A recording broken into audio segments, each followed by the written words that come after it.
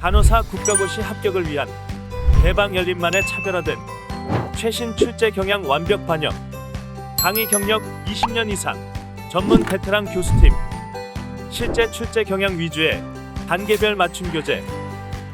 대방열림과 함께한다면 합격할 수 있습니다. 유사상호를 주의하세요. 대방열림. 안녕하세요. 네, 국가고시 대비 모성간호학 강의를 하고 있는 오정아입니다. 자, 여러분, 우리 모성간호학 그러면 제일 대표적인 게 임신, 분만, 그다음에 산욕기, 그다음에 갱년기 뭐 이렇게 나누어지잖아요. 자, 그래서 아직은 결혼 전이라 머리로만 공부를 해야 되죠. 그래서 어렵게 더 느껴지는 과목일 수도 있고요. 또 여기도 지금 남자분들도 계시긴 하는데 여학생들보다는 더 많이 힘들어하는 과목이 모성이기도 하죠. 그렇지만 모성간호학 공부를 좀 잘 해놓으면은 여러분들이 결혼하면서 느끼는 삶의 변화를 조금 더 이해하기 쉽게 느껴질 수 있는 과목이 이 과목입니다. 자, 또 우리가 결혼하고 임신하고 분만하고 그죠? 산욕기, 갱년기 다 거치는 과정이 이 안에서 이루어지는 거기 때문에 적극적인 대처할 수도 있는 과목이기도 합니다. 자, 그러면 국시 이야기를 해보면 여러분들이 목차를 한번 봐보세요. 그러면 정상 부분이 많이 나올까요? 고위험 부분이 많이 나올까요? 그렇게 생각하기 쉽죠. 고위험 부분이 많이 나올 거라고 생각을 하시는 분들이 많은데 절대 그렇지 않습니다. 정상인 부분이 많이 나옵니다.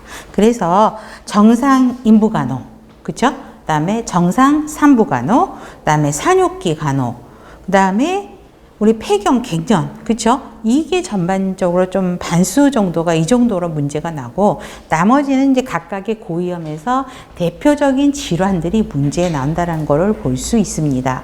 그렇기 때문에 모성은 정상적인 생리과정, 간호 이것만 잘 공부를 해도 국시에서는 좋은 점수를 얻을 수 있고요. 제가 아동에서도 이야기했지만 모성에서 점수는 남학생들은 조금 그럴 가능성이 있지만 여학생들은 모성에서 점수가 낮지는 않을 거예요. 흐름들을 다 자기 몸의 신체 리듬들을 알고 있기 때문에 조금만 공부하면은 모성간호학은 좋은 점수를 얻을 수 있습니다. 자, 기본 교재는 다른 과목과 마찬가지로 기출문제, 그 다음에 중요 개념 문제, 그 다음에 핵심 요약집을 통해서 정리된 자료들을 받으실 거니까 타수업과 동일하게 진행을 하도록 하겠습니다. 자, 그러면 수업을 진행을 하는데 첫 번째 챕터 1 여성 건강의 이해입니다. 그러면 149페이지 여성 건강의 개념에서 기출은 일단 먼저 넘어가고요. 150페이지부터 들어갑니다. 자, 그래서 150페이지에서 요약집 1번 문항을 보세요. 여성 건강 간호에 대한 요약이 되어 있는 것을 볼 수 있습니다. 자, 그러면 항상 여성 건강 간호에서 가장 핵심 단어는 뭘까요, 여러분? 가족 중심으로 가야 된다는 거죠. 여성만 케어하는 게 아니라 여성을 포함한 가족 중심으로 접근을 해야 된다. 이게 가장 핵심 단어라고 보시면 될 것 같고요. 특히 개념은 조금 별표해 주시면 좋을 것 같아요. 여성의 일생을 통한 전 연령층의 건강관리죠. 그래서 여성과 그 가족의 안녕 건강 유지를 또 유지, 증진을 돕는 것이다. 가임기 여성, 그다음에 신생아, 남편까지도 포함한 가족 전체의 건강관리고요. 그렇게 해서 보시면 되겠고, 세 번째, 여성의 성특성과 관련해서 사춘기부터 폐경기 이후까지 문제를 보는 거죠. 그래서 가족 중심 접근법으로 봐야 된다라는 것입니다. 목적에서도 보면 두 번째 줄에 가족 중심 접근법, 세 번째 줄에 여성 중심 방법 이런 말들이 굉장히 많이 나오죠. 마지막 줄에도 가족 중심, 여성 중심적 접근 방법 굉장히 공통된 말이 반복하는 걸 보실 수 있을 겁니다. 접근 방법도 보세요. 아예 카테고라이즈에 가족 중심 간호, 여성 중심 간호라고 나눠져 있는 걸 보실 거죠. 자, 그래서 보시면 되겠고, 그래서 여성의 일인 가족 전체의 과업이다라는 건 바로 아실 거고, 특히 가족 중심의 간호이기 때문에 제일 마지막 줄 참여분만, 자연분만, 모자동실, 가족분만, 가정분만의 부활 뭐 이런 말들이 들어가는 걸 보실 수 있을 겁니다. 그다음에 여성 중심의 간호는 계속 반복하니까 지금은 넘어가겠습니다. 1번 문제로 갈게요. 자, 가족 중심 접근법을 강조하는 이유는 4번이죠. 임신, 분만, 육아는 어머니의 일만이 아니라 가족 전체 가업이기 때문에 가족 중심 접근법을 해야 된다라는 것이죠. 그래서 사실은 요약 아니어도 그냥 흐름으로만 풀어도 이거는 금방 쉽게 풀 수 있는 문제입니다. 2번, 여성 건강 간호 제공자의 역할에 관한 거를 물어보는 거죠. 자, 틀린 거예요. 1번은 가족 중심적이다, 여성 중심이다, 간호 제공자의 역할을 이야기를 하고 있습니다. 옆에 하나만 쓰세요. 간호 제공자의 역할. 2번은 건강유지 및 증진을 옹호하고 지지하는 역할이기 때문에 2번은 옹호자의 역할을 이야기를 하고 있고요. 3번 전문직 여성으로서 여성의 역할 모델 역할이죠. 그러면 여기 역할 모델이고요. 5번 건강관리 체계를 확립하기 위한 정치 사회적 역할이니까 정치 사회적 역할이 들어갑니다. 그럼 당연히 4번이 틀린 거죠. 산과 부인과 질환을 치료하는 치료자의 역할. 이거는 간호 제공자? 아니죠. 의사 역할을 써놓은 거죠. 그래서 4번이 틀린 거고, 여기에 지금 간호 제공자의 역할, 옹호자의 역할, 역할 모델, 정치 사회적 역할을 적어놨어요. 또 하나로 추가로 쓸 수 있는 게 교육자의 역할을 쓸 수 있습니다. 3번 여성건강 간호 개념에 대한 내용으로 알맞은 조합. 여성의 삶 전체에 걸쳐서 하는 거죠. 여성 중심의 접근 방법을 하는 거고 가족 중심 가는 건 맞고 여성주의 이론에 근거해서 하는 거니까 답은 5번. 그래서 이런 문제들은 어렵지 않고요. 기출문제도 어렵지 않아요. 자, 1번 볼게요. 여성건강 간호의 총체적인 목적. 1번. 틀렸거든요. 어디가 틀린 걸까요? 여성 생식기 건강 문제만 다루는 게 아니죠. 그쵸? 그래서 틀린 거고 2번. 2번도 틀렸네. 어디까지? 어디를 고치면 좋을까? 가임기와 관련된 초경과 폐경에 관한 어떻게 보면 맞는 것 같아요. 아니죠. 사춘기부터 시작해서 폐경기 이후까지로 바꿔야 되겠죠. 3번 여성 개인의 정신적 건강에 초점을 맞춘다. 정신적 건강 초점도 플러스 신체적 건강까지도 또 건강 어떤 문제까지도 다 포함하는 거죠. 정신적 초점에만 맞추는 간호는 하는 건 아니죠. 4번 어머니 역할에 중점을 둔다고요? 아니죠. 임신, 분만, 출산 이런 과정에서 나타나는 여성 플러스 가족 전체의 접근법이 필요한 거고요. 5번 여성과 가족 중심의 관점으로 포괄적인 간호를 하는 것이다. 이게 총망라하고 있죠. 답은 5번. 2번 여성 건강 간호의 중점, 관점으로 옳은 것. 임산부와 가족이 자연적인 출산 과정을 경험한다. 맞습니다. 2번 여성의 주도로 가정의 역할을 분담하고 책임한다. 여성이 주도적인 건 아니죠. 가족 전체의 과업인 거지 여성이 주동적으로 모든 일을 진행하는 건 아니죠. 3번 여성 개인의 요구에만 맞춰서 간호를 제공하나요?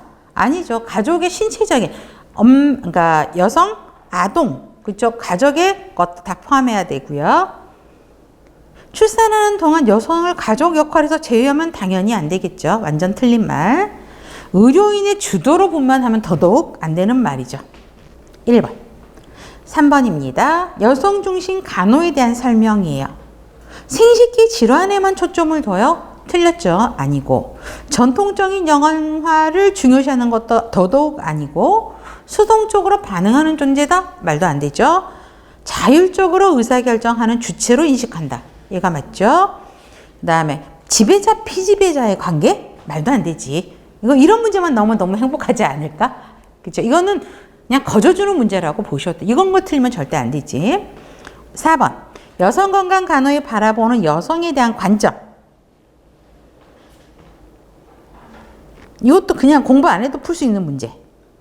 3번. 그렇죠. 건강관리에 대한 자기결정권이죠. 그래서 여성중심 접근이란 말이 또 여기서도 연결이 되는 걸 볼 수 있습니다. 그래서 이 전체적인 개념은 사실은 공부 안 해도 쉽게 다 풀 수 있는, 천천히만 보면 풀 수 있는 문제이기 때문에 그냥 가족 중심, 여성 중심 이런 것만 보셔도 됩니다. 다음 두 번째 성건강 간호입니다. 자, 그러면 151페이지는 일단 스킵하고 152페이지부터 들어갑니다. 자, 외부 생식 기계와 내부 생식 기계로 나눠지죠. 그래서 요약집 보면 외부 생식 기계, 내부 생식 기계 또 나눠서 자세하게 들어갈 겁니다. 자, 사춘기 여성에서 내부 생식 기계 성숙을 알 수 있는 징후? 성숙, 내부 성숙 징후. 월경 시작이죠. 초경. 그쵸? 그래서, 가장 뚜렷한, 사춘기에 뚜렷한 징표가 뭐예요? 첫 월경인 거죠. 그렇기 때문에 초경이 나타나는 거고, 또 이렇게 되면서 2차 성징이 그런 시상하부, 내하수체 이런들이 발달하면서 난소, 내분비계 변화가 일어나면서 2차 성징이 나타나기 시작하는 거죠. 그래서 월경 시작이 답이 되는 거고요. 그래서 월경을 시작하면 우리 여자가 됐다라고 그러면서 요즘에는 그런 파티도 해주신다면서요, 부모님들이. 그죠? 그런 것들을 볼 수 있습니다. 2번. 자, 2번 한번 그냥 볼게요. 자, 적절하지 않는 거예요. 성교육을 할 때, 상담을 할 때 남녀 혼성 집단으로 하는 게 좋습니다. 전문 용어를 사용하면서 사실적, 구체적, 직설적으로 설명을 하셔야 되겠고요. 왜? 성교육이다 보니까 어때요? 막 돌려서 말하는 분들 계시거든요. 아니에요. 얘네들은 청소년을 대상으로, 학생을 대상으로 성교육을 하기 때문에 전문 용어 쓰고요. 다 알아들어요. 그 다음에 사실적, 구체적, 직설적으로 해야 되고요. 연령에 맞는 대상자 수준에 맞는 성교육이 이루어져야 되고, 성에 대한 비나친 흥미, 비하감을 주면 안 되고, 틀린 거니까 5번입니다. 논리 중심보다는 주제나 문제 중심으로 가야 되겠죠? 저거 답은 5번. 그래서 요약집 보시면 성교육 성상담 방법이 있습니다. 자, 두 번째 땡이 지금 닭가정에 있었던 거고, 다 문항이 지금 닭가지 문항에 있는 걸 바로 알 수 있겠죠. 그래서 이건 중복되니까 한 번 읽고 끝 하셔도 되는 문항이긴 해요. 그래서 그 내용이니까 문제부터 먼저 풀어봤고요. 3번. 우리 이거는 상식으로 한번 풀어볼까? 임식을 원하는 부부에게 임신할 수 있는 배란 시기. 우리 생각보다 우리 여학생들이 이거에 굉장히 약하더라고요. 근데 최소한 우리 간호학과 학생이면 이거 자기가 배란을 하는지 언제 하는지 정도는 알 수 있어야 돼요. 왜 그러냐면 여러분 우리 여성이니까 요즘에는 뭐 딩크족도 있곤 하지만 결혼을 하면 임신을 하게 되잖아요. 그러면 그 배란 시기가 나의 주기로는 언제쯤이 되는지는 우리 간호학과 출신은 기본적으로 알고 있어야 되지 않을까? 그래야지만이 이 계획된 임신을 할 수 있다라는 거죠. 그냥 어떻게 하다가 임신이 돼가지고 분만을 하고 임신하고 육아하고 분만하고 출산하고 이런 거보다 내 몸이 어떤 상태에서 임신을 하면 좋은지 계획해서 하는 임신이 굉장히 아이에게 효과적인 거죠. 그렇기 때문에 그러려면 배란 시기를 아는 게 좋습니다. 나중에 이건 계속 반복해서 나올 거예요. 답은 3번. 다음 월경 예정이에요. 다음 달 월경 예정에서 플러스 마이너스 2일. 그래서 다른 말로 하면 플러스 마이너스 1이니까 어때요? 다음 월경 예정일에 12일, 16일 전이죠. 그쵸? 이거를 간단하게 해서 14일에서 플러스 마이너스 2일. 같은 말이죠? 보시면 됩니다. 이거는 꼭 머리에 넣어 놓으셔야 됩니다. 자, 4번. 기초체험법은 자연피임법이죠. 그쵸? 이거는 잠깐만 요약집을 먼저 볼게요. 자, 자연피임법의 종류는 월경주기법, 기초체험법, 경관점액관찰법을 물어봅니다. 근데 이거 지금은 피임법이에요. 그쵸? 자, 월경 주기를 통해서 하는데 월경 주기에서 우리가 이게 지금 배란이 되는 시기죠. 배란이 된다라는 거는 수정이 가능한 시기를 이야기하는 거죠. 그럼 피임을 하려면 요 기기를 피하면 되는, 성관계를 피하면 되는 거죠. 그래서 이 배란일을 측정을 해서 요 날에 성관계를 안 하면 피임이 되는 거잖아요. 이게 월경 주기법입니다. 그래서 두 번째 땡별표.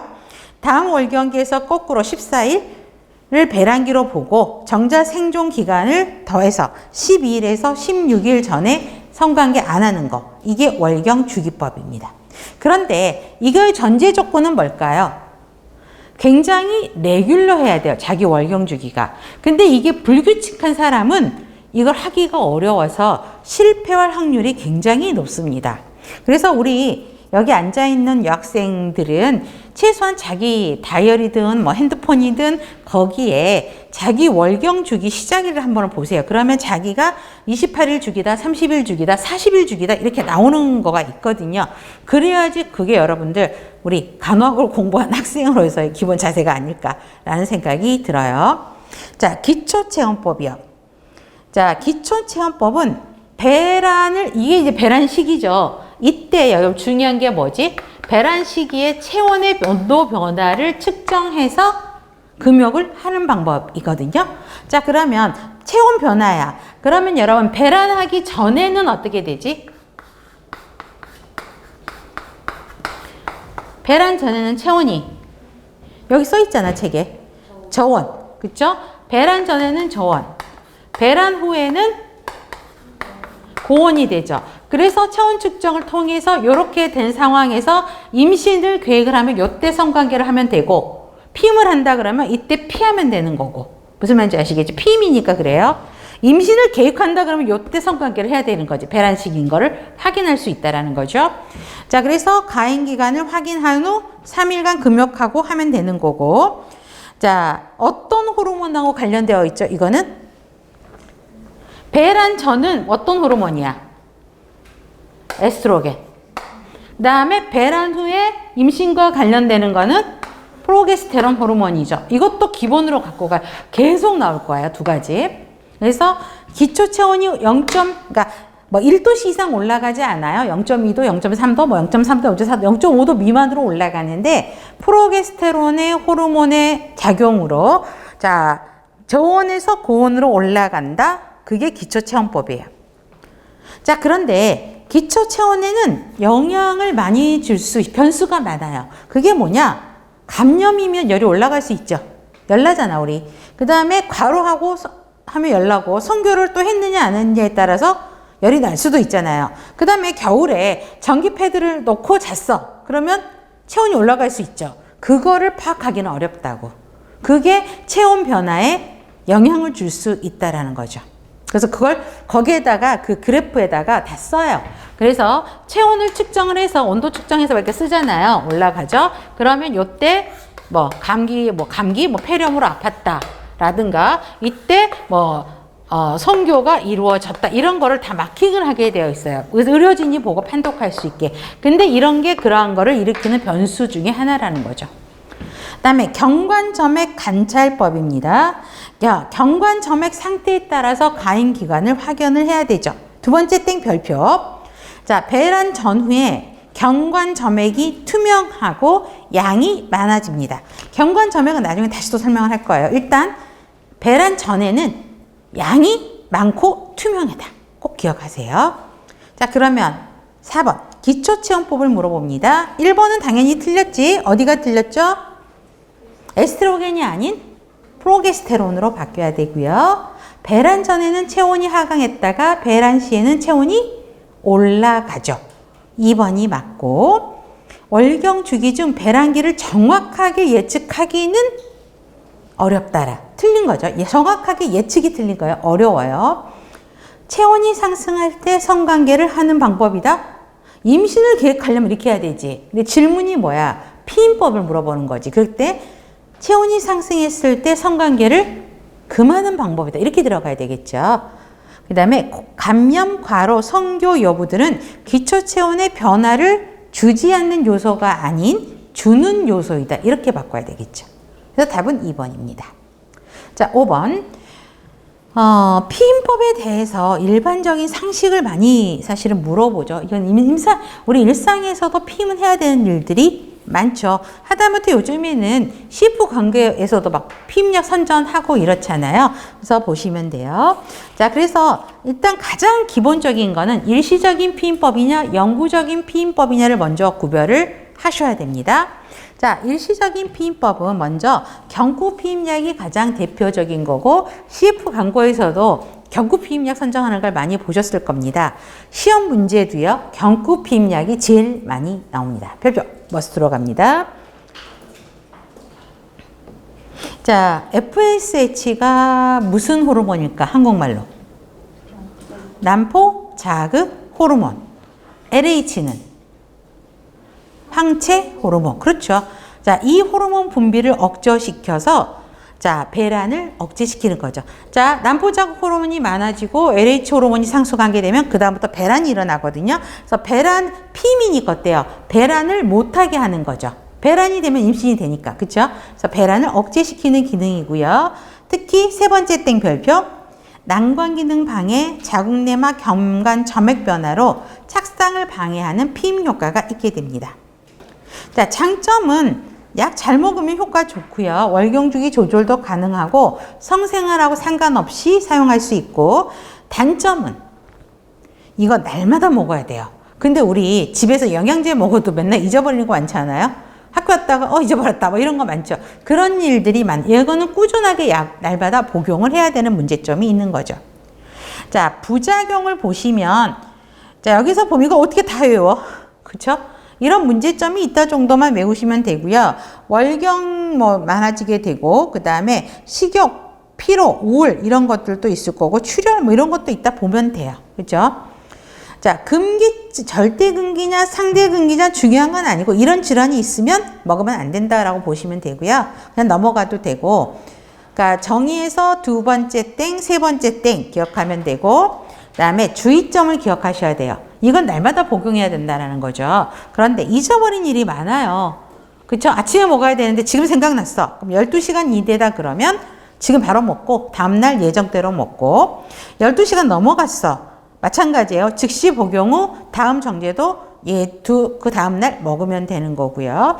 그런 문제들도 나오기도 해요. 그 다음 자궁내 장치 별표하세요. 자궁내 장치도 시험 문제 많이 나옵니다. 자궁강 안에 플라스틱 기구를 집어넣어요. 자, 자궁이 이렇게 있으면 여기에 이런 형태로 돼서 이렇게 돼서 이런 피임 장치를 집어넣는 거거든요. 그래서 수정란이 들어와서 여기에 착상하는 걸 막는 것이 자궁내 장치입니다. 자, 그래서 수정란의 착상 방지, 그 다음에 정관의 난관 이동을 방해하는 역할을 해요. 그래서 많이 쓰는 게 루프, 미네라 이런 것들을 많이 하고요.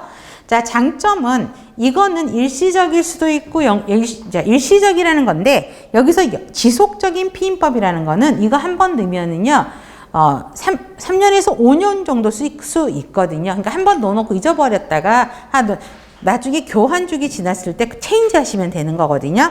자, 보시면 그래서 지속적이라는 거지 영구적인 건 절대 아니에요. 그 다음에 임신을 원할 때는 제거가 가능하다는 거죠. 그래서 아기를 낳고 그 다음 터울 조정할 때 있죠. 그쵸? 아기 출산 나이 조정을 할 때, 이럴 때 효과적으로 경수환부들이 쓰는 게 자궁내 장치입니다. 자, 그런데 부작용이 생각보다 많아요. 환자분들이 자궁내 장치를 하시는 분들이 많은데, 이게 조금 뭐냐면 월경이 좀 불순하거나 양이 많아질 수 있고요. 뭔가 플라스틱 기구를 집어넣어놨죠. 그러면 왜 질 분비물이 여러분들 있잖아요. 근데 질 분비물이 꾸준하게 나와요.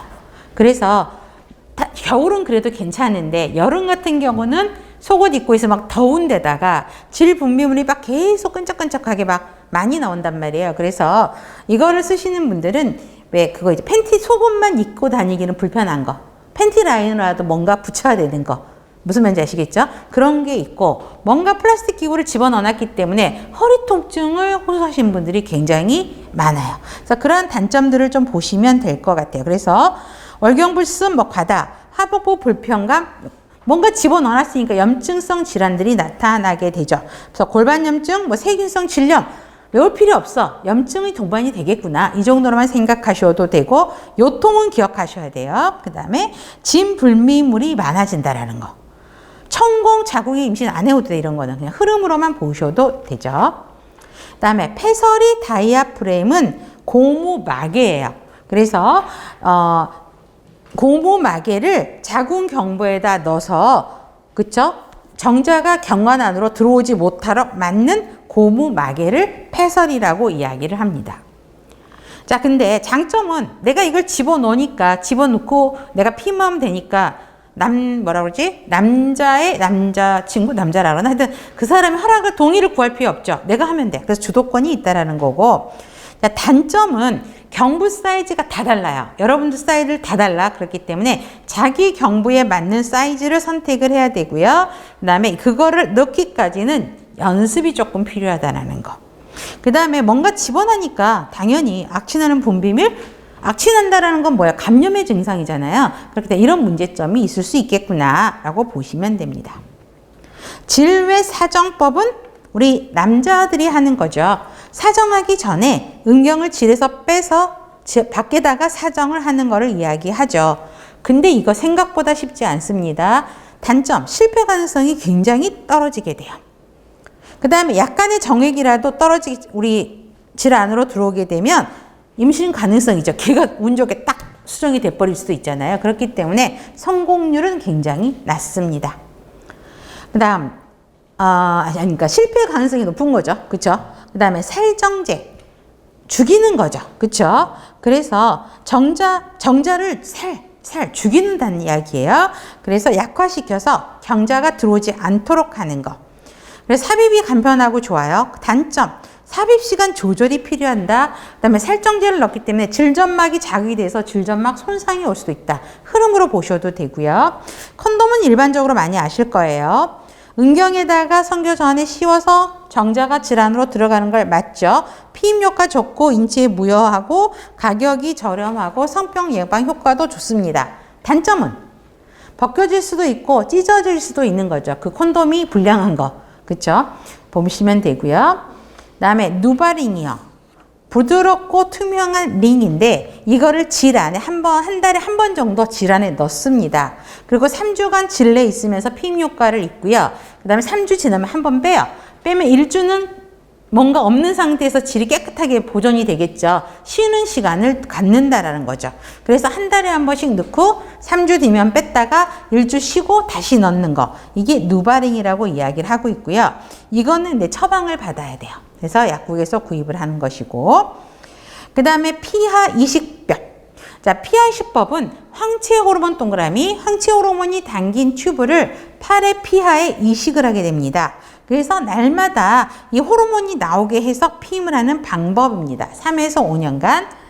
자, 에스트로겐은 방출되지 않고 프로게스테론만 나오는데, 자, 정자 통과를 어렵게 하죠. 그래서 효과는 되게 좋아요. 장시간의 피임도 좋습니다.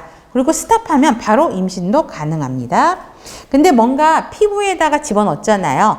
그쵸? 그렇기 때문에 이식 부위에 이물감 등이 있게 됩니다. 페미돔은 콘돔과 같은 거죠.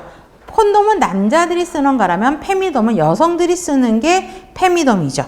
그래서 여기 역시도 부드러운 플라스틱 제품으로 만들어져 있고요. 자, 앞쪽은 튀어 있고 바깥쪽은 튀어 있고 안쪽이 막혀 있는 거야. 그러면 남자 성기가 삽입되어서 열려 있으면 정자가 나오겠죠. 근데 질 쪽으로 들어가는 쪽이 막혀 있단 말이에요. 그래서 피임을 하는 게 페미돔입니다. 자, 그렇게 보시면 되겠고요. 영구 피임법에는 무조건 자르고 묶는 거예요. 그래서 난관 결찰, 난관 절제. 자, 자궁이 이렇게 있고 이 옆에 자궁이 있고 난관이 있고 이렇게 해서 난소가 있잖아요. 그렇죠? 여기 가는 통로를 잘라버리거나 끊어버리거나 끈으로 묶는 것이 절제술, 그 다음에 결찰술 이렇게 됩니다. 자, 그래서 절단을 하고 묶어버리니까 들어와서 지나갈 수가 없죠. 정자가 지나갈 수 없죠. 그렇기 때문에 자, 정자 난관 통과를 막아버리죠. 자, 그런데 자, 난관 결찰, 난관 절제를 했어요. 그럼 이건 두 번째 것도 기억을 해야 돼. 자, 월경 배란 호르몬 기능은 왜 정상일까? 이게 시험 문제 여러분. 난관 결찰술, 난관 절제술 시행했어요. 그러면 여성의 생리 변화는 어떻습니까? 그래서 월경 가능하다, 배란 가능하다, 뭐 호르몬은 정상이다, 뭐 이렇게 나오거든요. 왜 정상이죠? 자, 배란하고 하는 거, 호르몬 나오는 건 어디에서 나와요? 난소. 그치? 난소는 정상이기 때문에 지금처럼 월경, 배란, 호르몬 기능은 할 수 있어. 근데 임신은 왜 불가능해? 정자가 통과하지를 못하니까 주로 난관의 팽대부에서 수정이 되거든요. 수정란이 수정돼서 거기에 딱 수정란이 수정이 되는 데가 난관의 팽대부예요. 근데 거기를 묶어놔 버리니까 통과를 못하는 거죠. 그래서 임신은 어려운 거죠.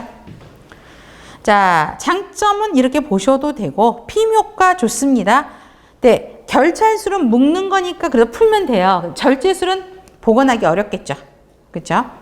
정관 절제술입니다. 정관을 절제하는 거죠. 성생활 지장 없고 정액량 변화 없다라는 거. 세 번째 거 동그라미. 자, 남자분들이요. 정관 절제하라 그러면 정관을 또 묶으라 그러잖아요. 여기도 그거 묶는 것도 빠졌네. 묶거나 아니면 절제하라 그러는데 남자분들 싫어합니다. 왜요? 성생활에 지장 줄 수도 있다. 내가 이거 묶거나 자르면 정액량의 변화가 있는가 있는 거 아니냐라고 되게 싫어합니다. 그래서 시험 문제는 이거예요. 두 번째 땡. 자, 피임 효과 굉장히 좋습니다. 단점은 잘라놓으면 복원하기가 되게 어렵죠. 그렇죠? 그 다음에 주의점. 자, 정관 내 정자가 한 달에서 석 달 정도 묶고 절제했는데 남아있을 수 있어. 얘가 석 달 동안.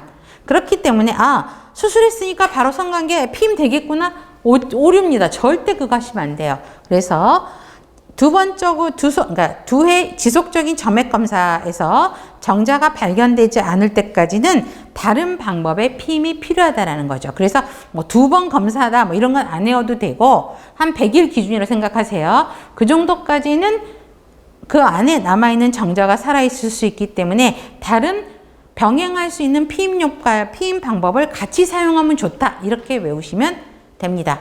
근데 산부인과 이렇게 뭐 이래 오시잖아요. 그러면 이런 일들 굉장히 많아요. 부부가 싸움하고. 그러니까 남편은 자기는 분명히 수술을 했는데 와이프가 임신을 했다는 거야. 이건 자기 애가 아니라는 거야. 그런 일들이 생각보다 많습니다, 여러분. 그래서 절대 그러면 우리 사람의 일은 몰라요. 그렇죠? 그렇기 때문에 그런 걸 알고 계시면 효과적으로 대처할 수 있습니다. 자, 보면 5번. 5번이죠? 문제 분격. 자, 피임법을 물어봅니다. 자, 영구 피임법. 난관 절제술만 영구 피임법이죠. 그렇죠? 자궁 내 장치는 일시적인 피임법. 2번은 월경 주기가 불규칙해서 첫째를 분만한 후 둘째 낳기까지 3년 터울로 임신 계획을, 육아 계획을 세우네. 자, 신경 쓰지 않으면서도 확실한 피임을 원할 때 좋은 방법은 자궁내 장치죠. 그렇죠? 그러니까 첫애 낳고 자궁내 장치 삽입하고 3년 지나서 빼버리면 되는 거 아니야. 그리고 임신 계획하면 3년 터울로 임신할 수 있죠. 그렇죠? 그래서 자궁내 장치입니다. 3번. 배란 시계를 이용해서 성관계 피해서 정자와 난자의 수정이 일어나지 않도록 하는 피임법. 기초체온법을 이야기하고 있죠. 4번. 한 번 삽입하면 여러 회를 사용하기에 저렴하며 편리하지만 출혈, 염증을 유발할 수 있는 피임 방법은 자궁내 장치를 이야기하고 있죠. IUD. 배란기의 분비물의 양이 묽고 견사성이 증가하고 점성도가 약화되는 특징을 고려하여 배란 시기를 측정하여 피임하는 방법은 경관점액 관찰법. 동그라미 하세요. 맞죠? 자, 배란 전후를 하면서 양이 많아지고 투명하고 묽어지고 쭉쭉 늘어나고, 그쵸? 점성도가 떨어져야 정자가 통과하기 쉽죠. 그럴 때 성관계를 하면 임신이 되는 거고, 그때 피하면 피임이 되는 거죠. 그래서 여러분, 지금 문제 같은 경우는 5문제를 다 푼 거예요. 한 문제씩이 다 각각의 답이 될 수 있는 문제이기 때문에 정확하게 알고 계셔야 됩니다. 6번. 임신 수술을 받은 38세 여성이 피임 방법에 대해서 물어봤어요. 자, 건강력을 확인하던 중에 간 기능장애 고혈압이 갖고 있을 사람이 간도 나쁘고 고혈압도 있는데 피임 방법을 물어보네. 피해야 될 피임 방법. 경구 먹는 약, 그렇죠? 경구 피임 약들은 피해야 됩니다. 답은 3번. 7번. 매일 하루에 하나씩 경구용 피임 약을 먹었는데 잃어버렸어. 하루 잃어버렸네. 어떻게 해야 될까요? 3번. 즉시 하나를 복용한 다음에 그 다음에는 정해진 시간에 그대로 하나씩 복용하면 됩니다. 3번. 이거는 일반 상식일 수 있어요, 여러분. 그렇죠? 8번. 여성이 사용하는 것, 부드럽고 플라스틱 비닐 제품, 얇고 투명하게 만들어져 있고 질내, 질벽, 경부, 질구의 일부를 덮을 수 있는 일회성 피임 도구. 페미돔을 이야기하죠. 5번. 9번. 항체 호르몬을 사용한 피임법으로 매일 일정량의 호르몬이 나오게 하여 장기간의 피임이 지속되는 피임법. 피하 이식법. 피하로 이식한다고요. 3번이고요. 자, 경관점의 관찰법인데요. 자, 설명으로 옳은 것. 배란 시기와 배란 전에는 어떤 호르몬?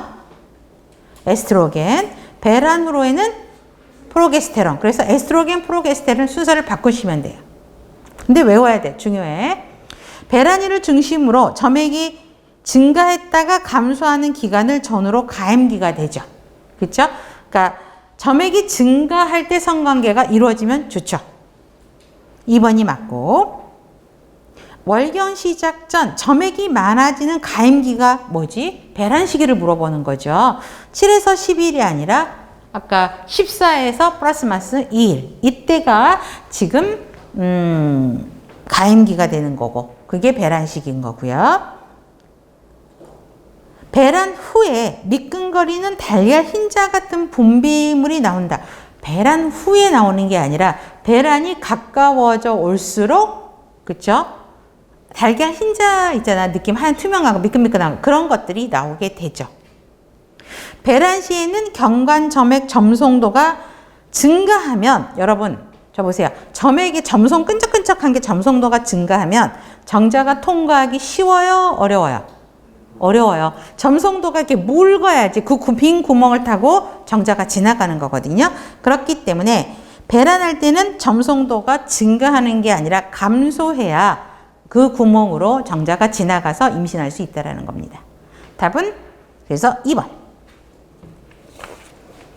11번. 자, 응급피임법도 문제가 제법 나옵니다. 자, 요약집.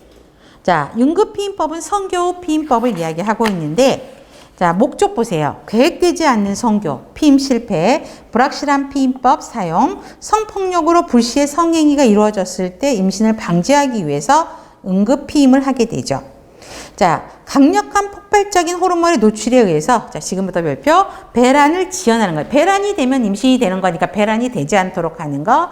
정자, 난자가 난관을 통과하는 걸 방해해서, 난관을 통과 못하면 수정이 안 되죠. 수정이 안 되도록 하는 것입니다. 또 강력한 호르몬에 노출이 되니까 자궁 내막이 변형이 되게 됩니다. 세 번째 등도 별표, 피임에 성공할 때 출혈이 있어요. 이걸 기억해야 되겠죠? 그래서 피임에 실패했을 때 출혈이 있는 게 아니라고, 성공하면 질출혈이 있다는 거 꼭 기억하셔야 됩니다. 자, 복용법도 별표. 성교 몇 시간? 첫 번째 복용은 몇 시간? 저보다 목소리 톤 크게. 72시간. 그 다음에 두 번째 복용은 몇 시간? 12시간. 그래서 72, 12는 꼭 외워야 돼요. 그래서 응급피임약은 2번을 먹어야 돼. 그래서 72시간, 12시간은 항상 나오는 문제. 그 다음에 장점은 좋아요. 태아 기형을 유발하지는 않습니다. 단점은 수정란 착상 이전에 사용하여야 임신 예방이 되는 거지, 수정란이 이미 자궁에 착상한 상태에서 이 약을 먹으면 효과 없다고요. 임신이 그냥 유지가 된다고요. 무슨 말인지 아셨죠? 그 다음에 그래서 수정란이 착상 후에 임신이 성립되면 효과가 없다고. 또 중요한 거는 처방전이 있어야 돼요. 그래서 우리 약사들이 이제 이런 말들을 많이 합니다. 그 응급피임약 있잖아요. 그거를 약국에서 팔도록 좀 해달라. 왜 그러냐면 대학교 축제라든가 또 그 약사님의 인터뷰한 기사를 보면 교복을 입고 여학생이 온대요. 그럼 고등학생이잖아요. 그러면서 이걸 달라고 온다는 거죠. 근데 의사 처방이 있어야 줄 수 있잖아요. 그러니까 처방전 갖고 라 그러면 학생이 고개를 푹 숙이고 간대요. 그럼 그 학생이 무슨 짓을 벌일까? 요즘은 그 낙태약 있죠. 이걸 막 해외 직구하고 불법적으로 유통해가지고 불법 낙태들을 많이 시도를 한다고, 문제점이 이게 좀 심각하다 뭐 이렇게 나오거든요. 그래서 뭐 허용해라 라고 이야기는 하지만 아직까지는 의사 처방이 있어야 된다는 거 보셔야 됩니다. 자, 부작용은요. 모든 약의 부작용은 오심구토라 그랬죠. 그런데 여기는 구토 증상이 많습니다. 그래서 30분 전부터 진토제 투여가 필요하고요. 두통, 유방통 뭐 이런 것들이 나타나고 반드시 복용 전에 별표 임신부터 확인을 하셔야 되겠죠. 그런 다음에 먹어야 되고 밑에 건 안 외워도 돼. 이런 병들이 있으면 먹으면 안 된다는 거지. 그렇죠? 이걸 다 외울 수는 없으니까 어떤 질환이 있으면 안 먹는 게 좋겠다. 뭐 이렇게 보셔도 됩니다. 자, 11번. 1번. 약국에서 바로 아니죠. 처방전 있어야 구입할 수 있고요. 2번은 답이죠. 72시간 12회 복용. 3번. 자, 3번의 부작용은 감염, 월경량 과다, 월경불순. 그러면 어떤 피임법의 부작용일까, 이거? 감염이라는 건 뭔가 집어넣는 거야. 그치? 아까 폐설에도 집어넣을 수도 있고 자궁내 장치도 될 수도 있어. 근데 지금 3번 답까지 문항은 자궁내 장치를 이야기하고 있어요. 그 자궁내 장치의 부작용이고 응급피임법의 부작용은 아까 뭐였지? 오심, 구토, 뭐 두통, 유방통, 어지러움 이런 거죠. 4번. 질출혈이 있는 거는 성공할 때예요? 실패했을 때야? 성공. 그러니까 틀렸죠. 수정란 착상 전에 약을 먹어야 효과가 있다죠. 그래서 후에 되니까 틀린 거죠. 착상 이전에 먹어야 된다라는 것입니다. 12번. 영구 불임술로 양측의 난관을 다 잘랐어. 자, 한쪽만 자른 게 아니고, 그쵸? 이쪽의 난관도 잘랐어. 그쵸? 그러면 생식기 변화. 이거 시험 문제 많이 나와요. 답은? 일단 5번이 맞지? 잘랐으니까 임신을 재계획할 때 자른 걸 어떻게 붙일 거야. 그쵸? 복원하기가 어렵다라는 문제점을 가지고 있죠. 쉬운 게 아니에요. 복원이 어려워요. 그러면 월경배란 호르몬 기능은 왜 정상이에요? 난소가 다 멀쩡하죠. 건강하죠. 자연 임신은 불가능하죠. 왜? 난간을 잘라놨으니까 정자 이동이 안 되죠. 그렇게 되면 수정이 안 되고 성기능 정상이고요. 수술 부작용은 되게 적은 게 수술이에요. 절제수술. 간단해요. 답은 그래서 5번. 그 다음 13번. 자, 강간상의 증후군입니다. 요즘에 이런 것도 많이 있죠. 그래서 요약집 보세요. 급성기, 외부 적응기, 재조직기, 통합기, 회복기 이렇게 나눠지는데 이건 흐름으로 보셔도 돼요. 이해만 하셔도 돼요.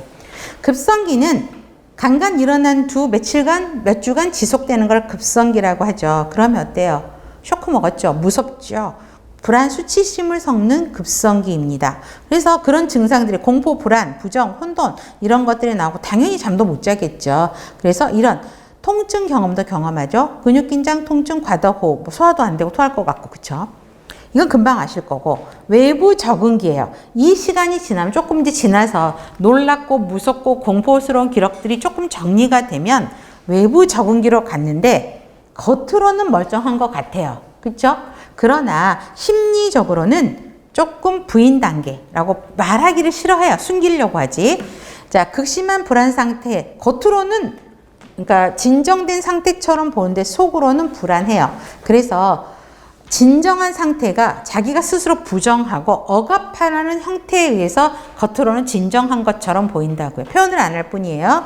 근데 행동을 보면 갑자기 보안 강화를 해요. 주거지 전화번호 바꾸고 핸드폰 바꾸고 문 잠그고 막 그 현관문에 비밀번호 다시 세팅하고 뭐 다른 곳 막 설치하고 이런 형태들을 하는 게 외부 적응기입니다. 근데 그럼에도 불구하고 강간을 당했다는 사실이 없어지진 않죠. 우울증에 빠지게 됩니다.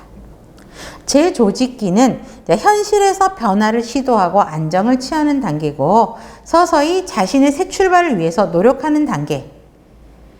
그 다음에 통합기. 타인을 믿게 되고 또 다른 강간 희생자들도 도우려고 하는 단계가 통합회복기라고 이야기하고 이런 강간상해를 당하는 게 보통은 강간상해를 당하면 다 내 잘못, 내가 잘못해서 또 주변에서 뭐라 그러냐면 네가 그렇게 짧은 옷을 입고 다니니까 그렇다. 이렇게 말들이 많이 들려오는 게 많잖아요. 근데 이제 그거에서 벗어나서 가해자한테 있는 거, 내 잘못이 아니다 라는 생각으로 바뀌게 되고 내가 이런 비난을 내가 받을 필요가 없다, 내 잘못이 아니다 라고 인지하는 단계가 마지막 단계입니다. 그래서 일상생활에서 자신을 다시 찾아가는 단계를 거치게 되죠. 13번 문제는 급성기를 물어보는 문제입니다. 그러면 답은 2번이죠. 자신이 불결하다고 느끼고 신체를 막 씻어내고 자신을 비난하고 죄의식을 갖는 거, 이거를 볼 수 있죠. 14번. 자, 성폭행을 당한 사람이 방문을 했을 때 중재 문제가 제법 나옵니다. 어떻게 할 건지. 자, 그러면 1번 볼까요? 자, 상과 치료가 먼저일까요? 중거물 채취가 먼저일까요? 중거물 채취가 먼저지. 상과 치료, 여러분 보세요. 안에 성폭행을 당해서 왔어요. 그럼 상과적 치료를 한다고 소독 드레싱 다 해버리면 질환에 남아있는 정액 없어질 수 있잖아요. 그러니까 증거물 채취부터 먼저 하고, 그 다음에, 그러니까 그 정액이 누구 거냐부터 판단하고, 그 다음에 치료가 들어가야 되는 거죠. 그런 거기 때문에 증거물 채취가 먼저라는 거 꼭 기억을 하셔야 되고요. 피해자가 느낄 수 있는 수치심, 무력감에 대해서 심리적 지지 당연히 해줘야 되죠. 딴 건 몰라도 2번만 읽어도 그래 맞는 답이다 이렇게 할 수 있죠. 3번 고쳐보세요. 그러면 수치심을 완화하기에 간호과정 기록 안 해도 돼요? 아니죠. 기록은 해야 되죠. 그 다음에 피해자의 신체 의복이 묻은 분비물을 깨끗이 씻어줘요? 아니죠. 증거물 보관해야 돼요. 간간히 난 증거물을 찾아야 되기 때문에 이런 거는 씻지 않고 그냥 비닐팩에다가 넣어서 보관을 하셔야 되겠죠. 그리고 환자 먼저 씻으라 그러면 안 돼요. 그러면 씻으면 다 그 증거들이 물에 의해서 씻겨나가잖아요. 그런 것들을 조심하셔야 됩니다. 질 검사 전 외음부 상처나 이혈에 이물질을 닦아내면 또 안 되겠죠. 그렇죠? 검사 먼저 보존을 하고, 그렇죠? 증거 자료를 먼저 확보한 다음에 질 검사하고 드레싱하고 다 해야 되죠. 답은 2번. 15번 마찬가지입니다. 자, 응급실 방문 전 대소변을 보았는지 확인한다. 왜 그럴까요? 소변 보면서 정액들 다 빠져나갈 수 있잖아요. 그렇기 때문에 대소변을 먼저 봤다 그러면 증거 수집하기가 좀 어려워집니다. 그래서 먼저 물어보고, 즉시 치료해야 될 상처가 있는지 알기 위해 신체 검사를 먼저 해요? 아니죠. 증거물 확보를 먼저 해야 된다고요. 이건 맞아. 죄송해요. 제가 잠깐 예상해줬어요. 치료해야 될 상처가 있으면 먼저 상처부터 확인해야 되죠. 어디가 상처가 있는지, 손에가 상처가 있는지, 질에 상처가 있는지, 그쵸? 어디가 상처가 있는지 먼저 확인한다라는 거. 이거는 치료한다라는 게 아니라 먼저 시진이랑 검사를 해서 먼저 확인한다는 거니까 맞고요. 베타 HCG 양성 반응을 확인한다. 왜요? 어떤 목적 때문에? 임신인지 확인하기 위해서 해야 되죠. 그 다음에 심리 상태를 고려해서 각각의 기록에 사인은 받지 않는다. 사인을 받지 않는 건 맞습니다. 왜냐면 그 너무나 충격적인 상태이고 고통스러운 상태인데 그 기록지 맞냐고 막 하잖아요. 그럼 되게 스트레스 받아요. 그래서 사인은 받지는 않지만 기록은 다 남겨두셔야 되죠. 강간에 대한 세밀한 보고서는 정신적 안정을 위해 작성하지 않아요? 아니죠. 이거는 작성을 해야 되죠. 그래서 이것도 안 읽어봐도 5번, 당연히 5번은 아니지 라고 하지만 나머지 문제는 고치셔야 된다라는 거죠. 좋습니다. 자, 그러면 기출문제로 가겠습니다. 151페이지. 자궁내막을 변화시켜서 수정란 착상을 방해해서 임신을 예방하는 피임 방법. 자궁내 장치죠. 4번. 2번. 1년 동안 임신이 안 돼서 난임 클리닉을 방문했어요. 기초체험법. 중요한 건 기초체험법이야. 자, 목적. 임신이 안 돼서 난임 클리닉이니까 임신 계획을 세우라는 거지. 그러면 기초체험법을 해서 기초체험법을 통해서 임신을 계획하는 거니까 뭘 하는 거지? 1번. 배란 시기를 확인하는 거죠. 체온 변화를 보고 배란 시기가 언제인지 확인해서 그때 성관계를 하십시오. 라고 되는 거죠. 답은 1번. 3번. 성공력 피해자에게 원치 않는 임신을 예방하기 위한 중재. 3번이죠. 72시간 내에 응급히 임약 투여해야 되고요. 즉시 세척하면 안 되죠. 그 다음에 살정제를 투여하면 더더욱 안 되고, 임신 반응 결과가 나올 때까지 기다리기도 아니고, 스테로이드 요법 할 필요도 없죠. 4번. 성폭력에 관한 올바른 인식. 자, 이게 22년 기출이에요. 이건 그냥 풀어도 돼. 자, 답은?